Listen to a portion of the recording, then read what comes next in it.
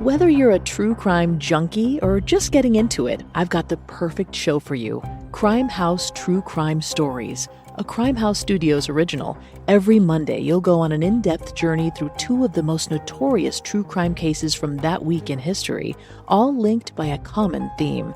From infamous serial killers and mysterious disappearances to unsolved murders, we're bringing you the defining events that shaped true crime, both past and present. Each episode dives into the stories behind the headlines, featuring high-profile cases from past and present, including the murder of Gabby Petito, the kidnapping of Elizabeth Smart, the Heaven's Gate cult tragedy, and so much more. Follow Crime House True Crime Stories now, wherever you get your podcasts. And for ad-free listening and early access to episodes, subscribe to Crime House Plus on Apple Podcasts. This episode contains descriptions and details that some listeners might find disturbing. Listener discretion is advised.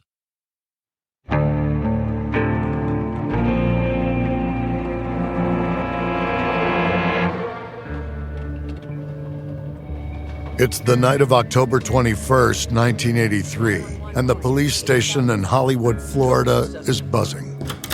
In one of the interrogation rooms, 36-year-old Ottis Toole is walking detectives through the murder of young Adam Walsh. Again, he spent most of the day riding around with a van full of cops, pointing out where he grabbed Adam, where he killed him, where he disposed of the remains. For most people in the station, Ottis Toole's confession brings a feeling of relief. It's been over 2 years since the murder of Adam Walsh captured the attention of the entire country, and the lack of progress in the investigation has become embarrassing for the city's police. Not everyone is convinced by Ottis's story, though. Detective Jack Hoffman is the cop in charge of the case, and he's sure that one of the Walsh's family friends is the killer, not some drifter from Jacksonville. Still, Jack's boss, the chief of police, has called a press conference to update the public about the case at 11 p.m. So Hoffman's sitting across from Ottis, taking down notes so the chief can answer any tricky questions that might come up. Jack shakes his head when Ottis starts to weep over Adam's death. Jack's certain that it's all an act. This guy doesn't feel anything. He's bragged about killing dozens of people, and he hasn't cried about any of those crimes. Jack figures it's just a weird play for sympathy or attention. When another cop asks Ottis why this is the murder that makes him so emotional, Ottis says it's because Adam was the youngest person he ever killed. At that, Jack flips his notebook closed and stands. He's heard enough. A few minutes later, Jack takes his place beside his boss as the Hollywood police chief addresses a room full of attentive reporters. The chief announces that they've caught the man responsible for the murder of Adam Walsh. The culprit is a confessed serial killer, he explains, who's got the blood of up to 50 people on his hands. Hearing his stories makes Charles Manson sound like Tom Sawyer, the chief says. Ottis Toole's confession is a breakthrough in the case that only happened because of the hard work and dedication of the Hollywood PD. At least that's what the chief says. He explains that investigators grilled Ottis for 10 to 20 hours a day until he cracked and admitted to the crime. But that's not true.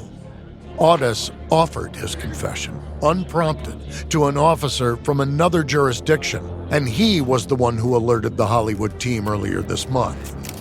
Still, the journalists in the room don't know that. So the next morning, people will read all about Ottis Toole in their morning newspapers, and they'll see his face on the evening news. Among those watching will be Heidi Meyer. Ottis tried to abduct her from a Kmart just days before he killed Adam. Heidi will recognize him at once, and she'll know that the police have the right man, no matter how they found him. Detective Jack Hoffman might not believe Ottis is the killer, but William Bissler will be another one who won't need any convincing. When he sees Ottis in the paper, he'll remember watching him lead a little boy to a black and white Cadillac outside of Sears in July of 1981. He'll finally understand the significance of what he witnessed that day and feel a sense of relief that even though he didn't try and stop the abduction, at least the cops finally have their man. Unfortunately, despite the Hollywood PD's claims that they found Adam Walsh's killer, the case won't be closed for decades. Because although Ottis has given a vivid confession to the crime, his credibility will soon be called into question. Over the next several years, dozens of murders once thought solved will be reopened, and investigators around the country will rue the day they ever heard the names Henry Lee Lucas and Ottis Toole.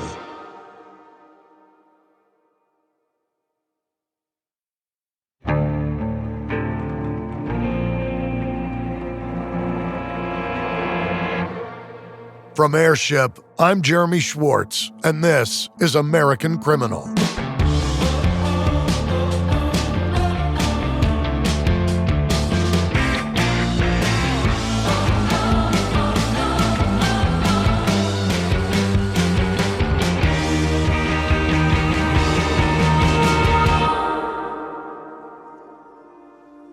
At the end of 1983, Henry Lee Lucas and Ottis Toole reunited in person for a closely monitored prison visit.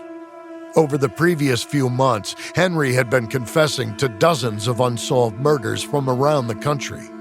He'd been convicted of 2 of them, including the death of Ottis's niece, Becky Powell. Ottis himself had recently claimed responsibility for the high-profile murder of Adam Walsh and was serving a life sentence of his own for an arson-related murder. But despite their bleak prospects as convicted killers, Henry and Ottis were happy to be together again. Ottis even comforted his former lover, telling him that if God had wanted Becky alive, he wouldn't have had Henry kill her.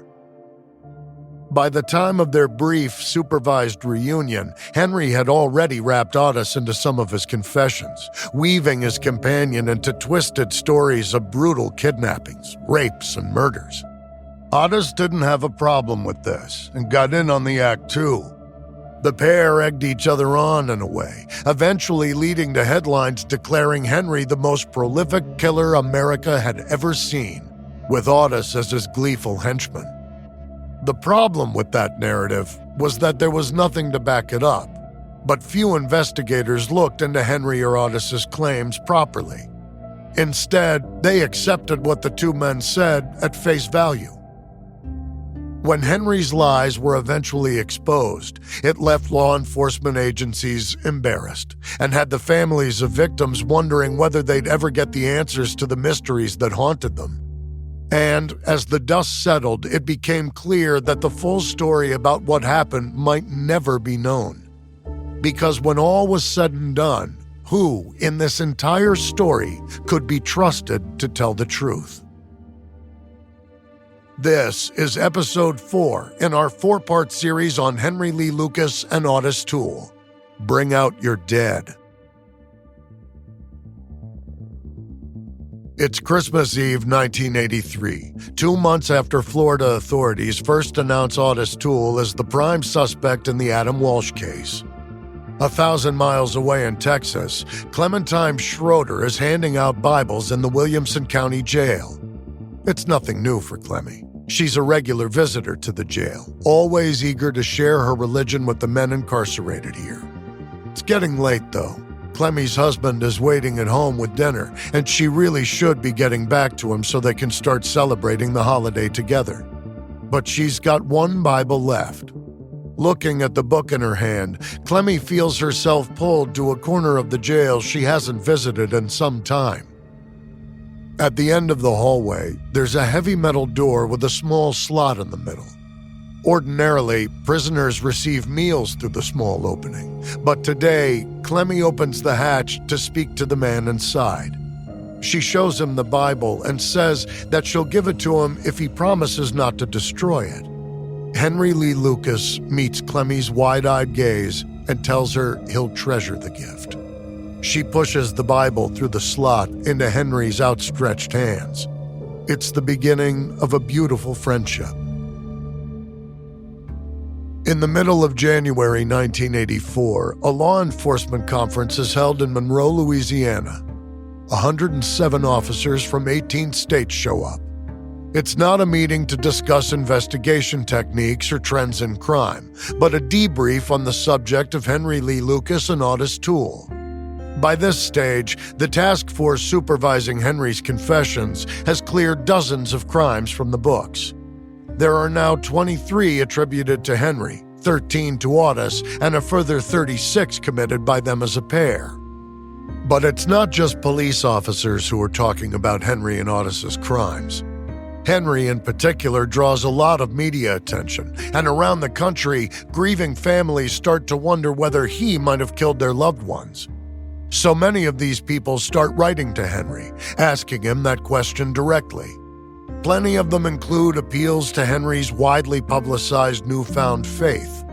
They want to give their sister, wife, daughter a proper Christian burial, they say, and beg for his help. And Henry, with the encouragement of the good-natured Clemmy Schroeder, believes it's his duty to ease their burden.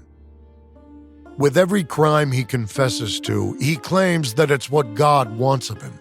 But it's also what Henry wants. All this attention is going to his head. Since the creation of the task force in November of '83, Henry had his time blocked out in chunks, during which cops from around the country visit to speak with him about cases on their books. But these investigators don't just show up with photos of crime scenes and a lot of unanswered questions. Sheriff Jim Boutwell and Bob Brents, the Texas Ranger in charge of the task force, instruct the visiting officers to bring Henry cartons of his favorite cigarettes, like they're making an offering to some kind of god. And while Henry Lee Lucas isn't a deity, he's certainly living the kind of luxury that he hasn't experienced for a long time, perhaps ever. See, the cigarettes are just an opening gambit. For every murder that Henry admits to, Jim buys him a strawberry milkshake. He's also treated to fast food meals and gets to spend long stretches of time in the relative comfort of the task force office. It's still inside the county jail, but it's roomier and homier than Henry's cell. The office also features a proud display of Henry and the task force's accomplishments. On the wall is a large map of the United States, and every time Henry tells someone that he's responsible for another murder, a pin is placed in the map. As early 1984 rolls on, the map starts to fill up with little markers. But it seems that no one stops to pay attention to the logistics of what Henry is saying. The time and distance between the murders Henry's confessing to don't seem important, even when there are only a few hours between crimes, but hundreds of miles for Henry to travel. It seems that the only thing that matters to police is closing the book on as many unsolved murders as possible. Not everyone believes Henry's as prolific a killer as he's saying, though. His lawyer, for one, isn't convinced, and with good reason. In late 1983, Henry confessed to killing Deborah Louise Jackson, a then unidentified murder victim known only as Orange Socks. That killing was a pet case of Jim Boutwell's, and solving it was a point of pride for him. Now, though, when Henry speaks to his lawyer about the murder, he admits that he didn't kill Deborah. In fact, he confides in the court-appointed attorney that he hasn't committed any of the crimes he's confessed to since his arrest. At first, he was just showboating for people. Then, once Jim Boutwell entered the picture, Henry found it hard to say no when files were put in front of him. Henry looks at Jim like a kind of father and doesn't want to disappoint him. Shocked by the admission, but certain they can clear things up, the lawyer arranges for a meeting between himself, Henry, and Jim. Henry can come clean to the sheriff and they'll get this whole thing straightened out before it gets even more out of hand. The lawyer figures it'll be obvious that Henry's telling the truth now. After all, investigators haven't found physical evidence linking Henry to any of the murders he's confessed to. Things don't go as planned, though. When Henry sits down with Jim, he follows through and tells the sheriff what he told his lawyer. Then he says he can't keep confessing to murders he didn't commit. Jim Boutwell doesn't like hearing that. He genuinely believes that Henry's the most prolific serial killer America has ever seen. He staked his reputation on it, in fact, and he can't just let Henry ruin all that.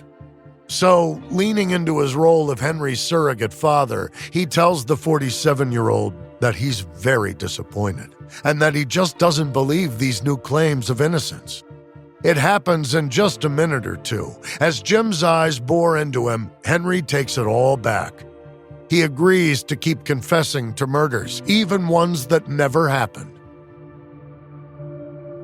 18 months before Jim Boutwell talks Henry into continuing his confessions, 19-year-old Carolyn Cervenka went missing in Williamson County. That night in June 1982, Carolyn had been at an accounting class and stopped at a payphone to call her mother. She told her she'd be home around 10 p.m., but that was the last time anyone heard from Carolyn. Except, it seems, for Henry Lee Lucas. During one of his many confession sessions, Henry talks about abducting a young woman and forcing her to drive him to California. Somewhere along the way, he says he killed this woman, then abandoned her body and her car. The more Henry talks about the case, the more elaborate the crime and his memories of it become. Eventually, he's telling Jim Boutwell that he dismembered his victim, scattering the pieces of her as he continued driving across the country. And when he accurately describes Carolyn's car and a necklace she was wearing, it clinches it. The truth about what happened to Carolyn Cervenka has finally been revealed. Except it's not, and won't be for some time. But we'll circle back to that later. For now, Carolyn's death is chalked up as another notch in Henry's belt, and the country's most notorious killer turns his attention to his latest murder trial, the most important one yet. Since he confessed to killing Deborah Louise Jackson, the specter of the ensuing trial has loomed large over everything. The case, still known as Orange Socks, is a death penalty one, so there's been this ticking clock in the background for a few months now. And as the April 1984 trial date gets closer, things kick into high gear. Remember Henry's court-appointed attorney, the one Henry confided in that he'd been lying about all the murders? Well, he discovers that Henry is scheming to make sure that he gets executed for the Orange Socks case. It's a twisted suicide attempt, which, he explains, is a way for him to reunite with the love of his life, the 15-year-old niece of Ottis Toole, Becky Powell, who Henry himself murdered. Despite Henry's desire to complete suicide by trial, his lawyer is duty-bound to defend Henry in court as best he can. Countering the prosecution shouldn't be hard to do. After all, the state has no physical evidence linking Henry to this crime, just the confession he made after being shown photos of the victim and crime scene. But various video and audio tapes of Henry's different confessions are played for the jury, and they're pretty damning. Part of what makes it all so bad, though, is how the tapes are presented. The prosecutors have edited the tapes in such a way that Henry seems confident in his statements, clear-headed and sure of himself. But afterwards, the defense plays different edits of the tapes that include moments that were cut from the state's case. In these versions, Henry makes multiple mistakes in identifying where Deborah's body was, what road it was near, and even which city was closest. In all the tapes, Sheriff Jim Boutwell is right next to Henry, quick to offer corrections or say that Henry's confused. Whenever Jim opens his mouth, Henry defers to him, dancing like a puppet on a string. But Henry's attorney isn't content to let the unedited videos be the only defense. So he presents the court with records showing that Henry was at work in Florida on the day of Deborah Jackson's murder in October of 1979. He even brings in people who worked with Henry at the roofing company, the one Ottis Toole also worked at. His supervisors confirm that Henry was in Jacksonville on the day when he's alleged to have been over 1,000 miles away in Texas. Taking the evidence into account at this point, it might seem obvious that Henry is innocent. But the prosecutors allege that his former co-workers are being paid to lie for him. though they never specify who might be footing that bill, as Henry has never had any money. Still, at the end of the day, his confession sounds convincing enough for most people. Members of the jury just can't understand why a man who didn't commit a crime would say that he did. So, Henry's found guilty of the murder. It's his third murder conviction in less than a year, and fourth overall, but it's the first one that earns him the death penalty. And as he's led out of the courthouse, Henry's all smiles. He didn't do it, but he got what he wanted. Henry Lee Lucas is going to die. Americans spend an average of 90% of their time indoors. But did you know that indoor air can be up to 100 times more polluted than outdoor air? Breathe easy with Air Doctor, the award-winning air purifier that eliminates 99.99% of dangerous contaminants like allergens, viruses, smoke, gases, mold spores, and more. Air Doctor was voted Best Air Purifier by Newsweek, so it's no surprise that 98% of Air Doctor customers agree their home's air feels cleaner, safer, and healthier. Unlike other purifiers, Air Doctor captures invisible particles 100 times smaller than standard HEPA filters. Head to airdoctorpro.com and use promo code AmericanCriminal to get up to $300 off today. Air Doctor comes with a 30-day money-back guarantee, plus a 3-year warranty, and $84 value free. Get this exclusive podcast-only offer now at airdoctorpro.com. airdoctorpro.com, using promo code AmericanCriminal. Ryan Reynolds here from Mint Mobile, with a message for everyone paying big wireless way too much. Please, for the love of everything good in this world, stop.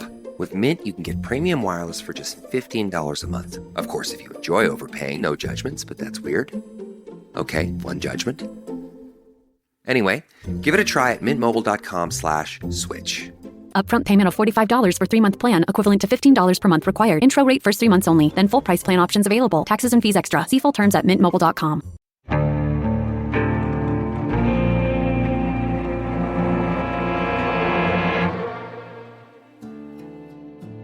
It's May 10th, 1984, on the east side of Galveston Bay, Texas, about 50 miles from Houston. Henry Lee Lucas is in handcuffs, which makes getting out of the back seat of a squad car difficult. But one of the deputies he's with gives him a hand, helping Henry pick his way over the slightly rocky ground. It's been about a month since Henry was sentenced to death for murdering Deborah Louise Jackson. Now he's on something of a national tour, visiting cities to talk to police about the hundreds of murders he claims to have committed. Today, he's led 2 members of the Chambers County PD to a desolate spot by the water. Looking at the sandy terrain, Henry points out 3 different spots. Here, here, and here. That's where he's buried them. 2 women in 79 and 80, and a man in 81. All young hitchhikers, all murdered in the summer, all dead by Henry's hand. It's a lot for the 2 deputies to take in. They know Henry Lee Lucas by reputation, but to be in the presence of a serial killer is chilling. And to hear him talk so casually about his victims is the stuff of nightmares. Now they have to dig up the bodies. But the next day, after hours of searching, the police don't find any evidence of human remains. There's no time for Henry to return to the site and try again, though. He's on a tight schedule. In just about every town Henry visits on his strange summer road trip, he takes credit for at least 1 murder, and he has a hell of a time doing it, enjoying the kind of celebrity status he never get in prison. Eating fast food all the time and getting to fly from place to place, a novelty he never experienced before he was arrested. When he's asked to travel to California, Henry says the only way he'll go is if he's given a TV for his cell every night. And police are happy to oblige because by the end of August of 1984, the Texas Rangers task force in charge of tracking Henry's confessions has attributed 156 murders to him. One of those cold cases is from almost a decade ago. In August 1975, 18-year-old Debbie Williamson was found stabbed to death in her driveway in Lubbock, Texas. Her family had dropped her at home after dinner, and it was her husband who found her hours later. In the 9 years since then, there have been no leads for investigators to follow. But when Henry's shown the crime scene photos, he readily admits to killing Debbie. Lubbock police bring him to the house to go over the scene, and he points out the door he entered to wait for Debbie. The Lubbock PD excitedly announced they've solved the crime at last and charge Henry with capital murder. Debbie's parents, Joyce and Bob Lemons, are relieved to have an answer to the mystery. But only for a little while. Then they get a copy of Henry's confession, and right away they know that he's lying. One of the details that tips them off is the door Henry claims he entered the house through wasn't one that Debbie and her husband ever used. They had a heavy wooden cabinet pushed up against it, effectively sealing it shut. And Henry's confession is full of other details that strike Joyce and Bob as wrong, things that don't match up with what they know about Debbie's murder and how the crime scene was found.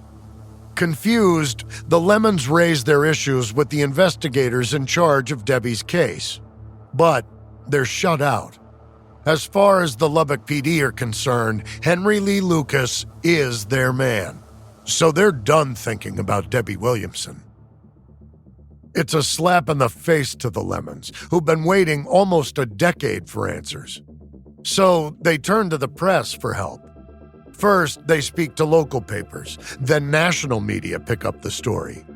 But still, the authorities refuse to reconsider Henry's confession. So Joyce and Bob start their own investigation into the case, determined to prove one way or another if Henry Lee Lucas really killed their daughter. Without access to physical evidence from the crime scene, the Lemons decide to start by seeing if they can place Henry anywhere near Lubbock the night of Debbie's murder, which happened on August 24, 1975. After just a little digging, they find out that Henry had only just been released from prison 2 days earlier. And from there, he went to stay with his sister in Maryland right away. So there was no way he could have been in Lubbock late in the evening of the 24th. It just didn't happen. Next, they decide to look into more of Henry's confessions and trace his movements for the past decade. They soon find compelling evidence showing that Henry couldn't possibly have committed every murder he's confessed to. It's so obvious that he's lying. What's frustrating is that although the Lemons find plenty of people who can account for Henry's whereabouts at the time of various murders, not a single person they speak to has been contacted by investigators. It seems that no police department thought it worthwhile to look any deeper into Henry's claims, to try and corroborate his stories. By this stage, however, the Lemons aren't the only ones who've noticed that Henry isn't telling the truth. In April 1985, the Dallas Times-Herald publishes a 5-page expose on Henry's lies written by investigative reporter Hugh Ainsworth and Jim Henderson. Not only does the piece raise doubts that Henry's the killer he claims, it also suggests that the Texas Rangers have actively ignored information that could exonerate Henry.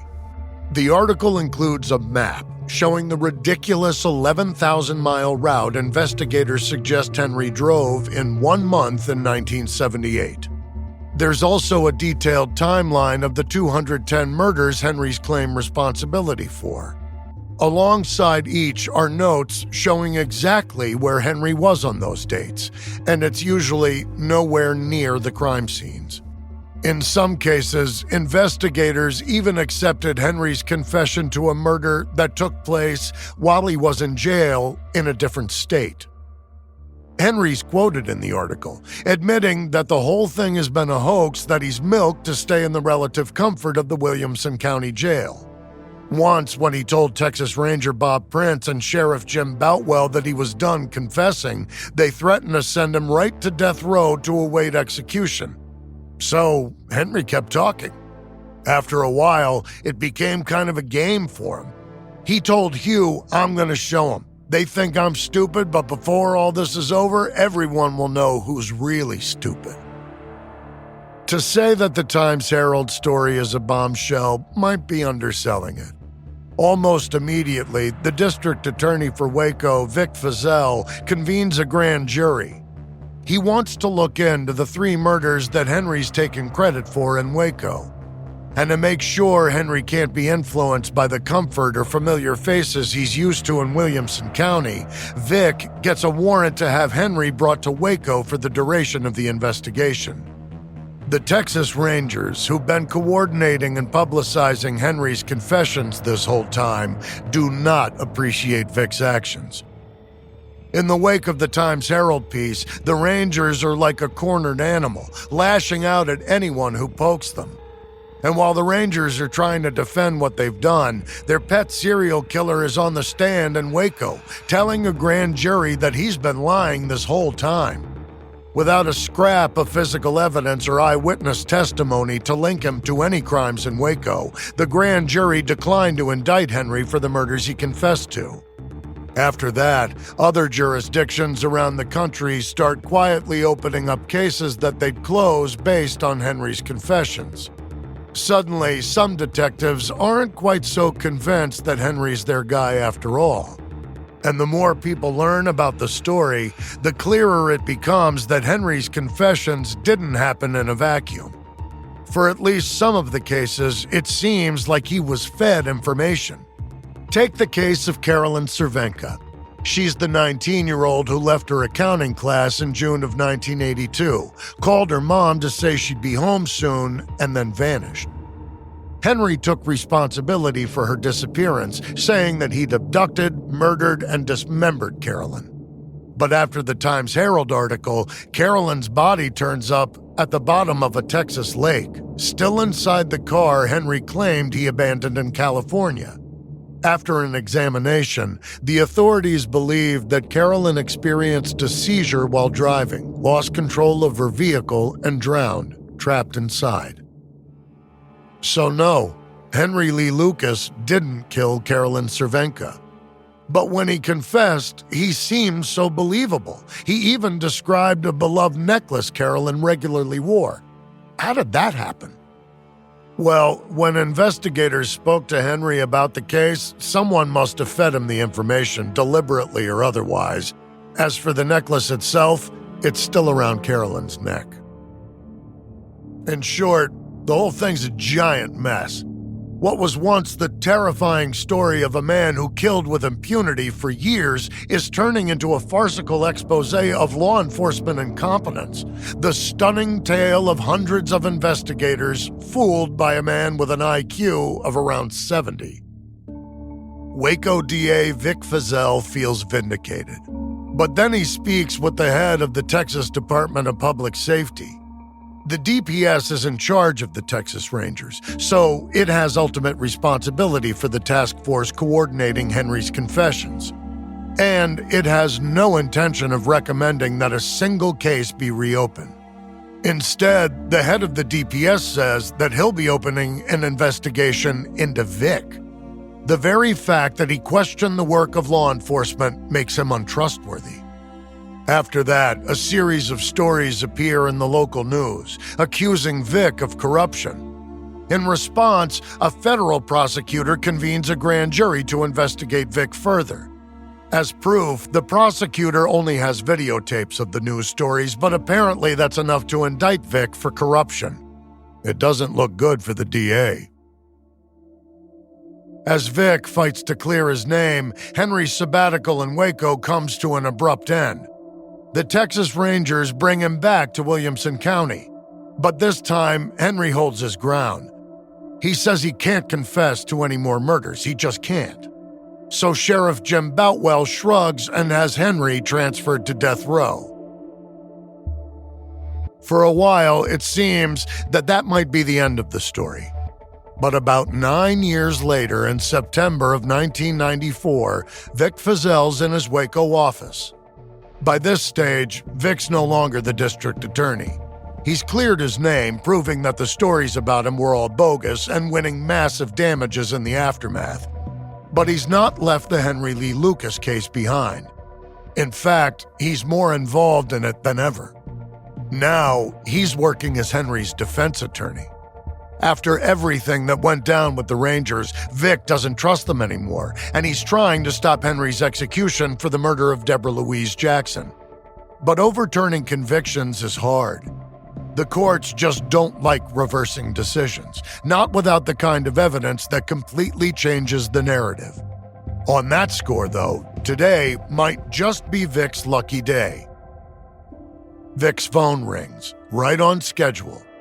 It's his regular check-in with Henry. Usually, Vic updates Henry on whatever progress he's made in the case or any setbacks. But today, Henry's the one with the news. He tells Vic that he's had a letter from a woman in Missouri, a woman named Becky Powell. Vic almost drops the phone. Henry explains that Becky had run off with a trucker, just like Henry had told people back in 1982.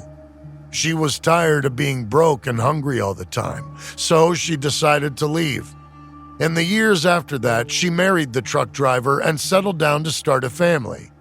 It wasn't until she saw Henry's face on the cover of a book a couple of years ago that she even knew he'd been convicted of her murder. Concerned, she wrote to Henry and is eager to help clear his name. Vic is gobsmacked. He's had his doubts that Henry was guilty of killing Deborah Jackson, but to know that he might be innocent of another murder is more than he ever expected. So, Vic flies Becky to Texas to take a polygraph, which she passes with flying colors. As soon as he has the results, Vic goes public with the news. Becky Powell is alive and well. What's more, she's Henry's alibi for the Orange Sox murder. She says that Henry was in Jacksonville that night, trick-or-treating with her and her younger brother Frank. So it couldn't have been Henry. But when investigators in Montague County hear this, they want to make certain that Becky Powell is who she claims she is. So they ask Vic to bring Becky in to make a sworn statement under oath. And that brings the whole thing crumbling down. The reality is that Becky is actually Phyllis Wilcox, a woman with a history of writing to and falling for convicted serial killers. Her past pen pals have included John Wayne Gacy and Charles Manson. Henry is just the latest. It was Phyllis's idea to pretend to be Becky and clear his name. Once the pair decided to go through with it, Henry fed her every detail of Becky's life she'd need to know to convince people she was the real deal. After Phyllis is unmasked, Vic Fazile's done. He's embarrassed that he was fooled by Henry, just like the cops, and he resigns as his attorney. Vic was Henry's last and probably only great champion. And with him gone, Henry's fate seems sealed. All his lies have earned him a date with a Texas death chamber. This is a weird thing I never realized. You know, over 4% of Murderpedia entries are related to life insurance. So that's over 600 murders a year in the United States, with life insurance being the motive. So get some really good insurance. Do it at SelectQuote. SelectQuote is one of America's leading insurance brokers with nearly 40 years of experience, helping over 2 million customers find over $700 billion in coverage since 1985. Now, other insurance and brokers offer impersonal, one-size-fits-all policies that may cost you more and cover you less, while SelectQuote can help you find the right policy for you. Been worried about trying to fit shopping for life insurance into a busy schedule? Well, in as little as 15 minutes, a SelectQuote licensed insurance agent can tailor a life insurance policy to your family's needs and budget. And have you been concerned about the cost of life insurance? Well, it's more affordable than you think with SelectQuote, with some policies costing less than $1 a day. Plus, if you're in good health, they work with carriers that can get you same-day coverage with no medical exam required. Head to SelectQuote.com and a licensed insurance agent will call you right away with the right policy for your life and your budget. SelectQuote. They shop, you save. Get the right life insurance for you for less at SelectQuote.com/AmericanCriminal. Go to SelectQuote.com/American Criminal today to get started. That's SelectQuote.com/American Criminal. You know, if you run a small business, there's nothing small about it. As a business owner, I get it. My business is and always has been completely consuming since I started. Every day there's a new decision to make, and even the smallest ones feel gigantic. Something that can help this whole process not feel so daunting is the right platform that has all the tools you need to be successful. Well, guess what? It exists, and it's called Shopify. Shopify is the commerce platform behind millions of businesses around the world and 10% of all e-commerce in the U.S., from household names like Mattel and Gymshark to brands just getting started. Tackle all the important tasks in one place, from inventory to payments to analytics and more. Shopify makes the marketing minefield easy with built-in tools for running social media and email campaigns so you can find new customers and keep them. And if you're looking to grow your business internationally, Shopify has global selling tools to help you in over 150 countries. Perhaps in person is more your thing. Shopify's award-winning point of sale connects your online and offline sales all in one place. With 99.99% uptime and best converting checkout on the planet, you'll never miss a sale again. Only with Shopify. Get all the big stuff for your small business right with Shopify. Sign up for your $1 per month trial and start selling today at shopify.com/American Criminal. Go to shopify.com/American Criminal. Shopify.com/American Criminal.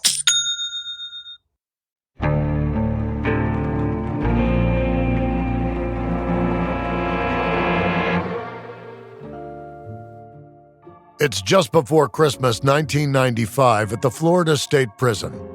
Sarah Patterson is in the visiting room, sitting on an uncomfortable chair behind a bare table. Both are bolted to the ground. Around Sarah, groups of people sit from inmates, some of them holding hands with their loved ones, others going over stacks of documents. Out of the corner of her eye, Sarah sees a door open and turns to watch her Uncle Ottis shuffle into the echoey room. She's taken aback by his appearance because, frankly, Ottis looks awful. Prison lighting doesn't make anyone look great, but today is especially bad. She's heard her uncle was sick, but he looks like he's dying. His skin's taken on a slight yellow tinge and he's lost weight. When he sits across from her, Sarah can see that even his eyes look different. Like his skin. There's a bit of yellow that wasn't there before, even the last time she visited him just a couple months back. That's why Sarah's here today. If her uncle is as sick as he looks, he doesn't have much time left, and Sarah's got something she wants to ask him. First, she stalls for a few minutes, asking Ottis how he's being treated, how he's feeling, the usual stuff. Then, when she runs out of things to say, Sarah brings him up, the little boy who was murdered back in the 80s. She looks Ottis right in the eyes and asks if he really killed Adam Walsh.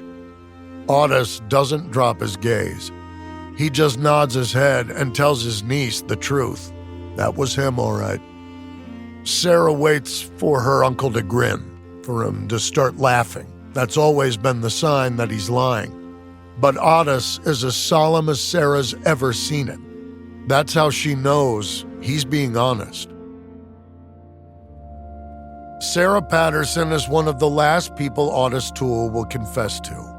He'll also make a deathbed admission to a prison staff member shortly before he dies of cirrhosis of the liver on September 15, 1996. He's 49 years old. Florida police never interviewed him about Adam's murder in his final years, even after his new confessions. The detective in charge of the case just never believed Ottis was the guy. So, with Ottis, die what seems to be the last hopes of getting answers. No other suspect has emerged in the decade and a half since the crime, and now the man who knew things about the case that no one else did is gone forever. 1,000 miles away in a Texas prison, Henry Lee Lucas's time is running out too. Less than 2 years after Ottis's death in the spring of 1998, Henry's execution date is approaching.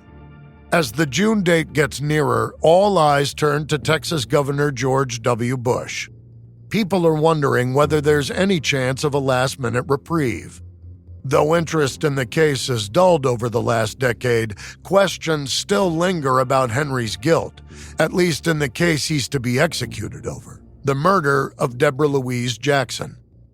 In the weeks leading up to the scheduled execution, relatives of Henry's supposed victims come together to advocate for him to be put to death. Many of them remain convinced that Henry's confessions were true, and they cling to the peace of mind that belief brings them. To them, the only way for justice to be served is for Henry to die. But then, on June 26, 1998, Governor Bush makes his decision. Henry Lee Lucas will not be executed. There are just too many doubts about this one case. Of course, that doesn't mean Henry's going free. He's still got another 6 life sentences and 210 years to serve for other convictions. He'll be behind bars for the rest of his days, however long that is. Henry can't cheat death forever, though. In fact, he can't even manage 3 years. In March of 2001, he dies of natural causes at the age of 64. But, diminished and pathetic as he was by the end of his life, Henry's story still casts ripples. Even today, some in law enforcement remain convinced that Henry Lee Lucas was the worst serial killer America has ever seen. Others maintain that he killed just 3 people: his mother Viola, Becky Powell, and Kate Rich. The murders tied to Henry through actual physical evidence. As for the rest of the cases left in limbo by the questionable confessions of Henry Lee Lucas and Ottis Toole, it's a mixed bag. Eventually, Adam Walsh's parents ask a former detective and friend to look into their son's murder one more time, to go through everything he can get his hands on and find an answer. The investigator discovers to his horror that much of the physical evidence in Adam's case was never properly examined, including blood samples linking Adam to the Cadillac Ottis was driving on the day of the murder, and the unmistakable outline of a bloody face left on the floor mats of the car. Once he unearths those overlooked details, everyone's finally on board. In 2006, the Hollywood PD in Florida declare Ottis Toole the killer of Adam Walsh and officially close the case. It's not a happy ending by any stretch of the imagination, but at least it gives Adam's family a sense of closure. Not everyone gets that. That's because in the decades since the deaths of Henry and Ottis, various jurisdictions have responded to their legacy in different ways, leaving some families without the answers they thought they had, and others questioning the facts they've been given. Williamson County, where Jim Boutwell was sheriff and surrogate father figure to Henry, tasks an investigator with looking into 3 of Henry's confessions. DNA samples collected in each of the cases prove to not match Henry, and they're officially removed from his ledger. They're just a drop in the bucket, though. Still, even today, updates are trickling in. In 2023, Debbie Williamson's remaining family members convinced Lubbock authorities to exhume Debbie's remains to test them for any lingering DNA samples. Now, as recently as May of 2024, there's renewed hope of finding Debbie's real killer, thanks to the unmasking of the culprit behind a similar crime that occurred right around the time of Debbie's murder. Most of the other cases Henry Lee Lucas confessed to, though, haven't been reopened. And the more time goes by, the smaller the chances that answers will be found. Witnesses will die, evidence will deteriorate, and victims will be forgotten. It's possible that Henry Lee Lucas was responsible for some of the murders he confessed to. He was guilty of 3 in his lifetime. Of that, at least, we can be sure. And his partner in crime, Ottis Toole, was likewise certainly a killer, responsible for a crime that altered the way American parents thought about child safety. But the chances that these men managed to commit so many murders are low. And while some remain convinced the pair will go down in history as two of the worst serial killers the world has ever known, their real legacy is much more frightening. Because, thanks to Henry Lee Lucas and Ottis Toole, dozens, maybe even hundreds of real killers have continued to walk free. From Airship, this is episode 4 in our series on Henry Lee Lucas and Ottis Toole. On the next episode, I'll be speaking with an expert about the psychology of false confessions and their impact on the justice system.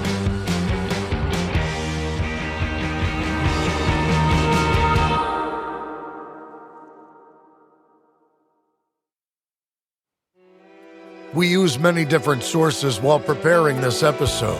A few we can recommend are Bringing Adam Home by Les Standiford and Joe Matthews, The Confessions of Henry Lee Lucas by Mike Cox, and the documentary series The Confession Killer. This episode may contain reenactments or dramatized details, and while in some cases we can't know exactly what happened, all our dramatizations are based on historical research. American Criminal is hosted, edited, and executive produced by me, Jeremy Schwartz. Audio editing by Mohammed Shazi. Sound design by Matthew Filler. Music by Thrum. This episode is written and researched by Joel Callan. Managing producer Emily Burke. Executive producers are Joel Callan, William Simpson, and Lindsey Graham for Airship.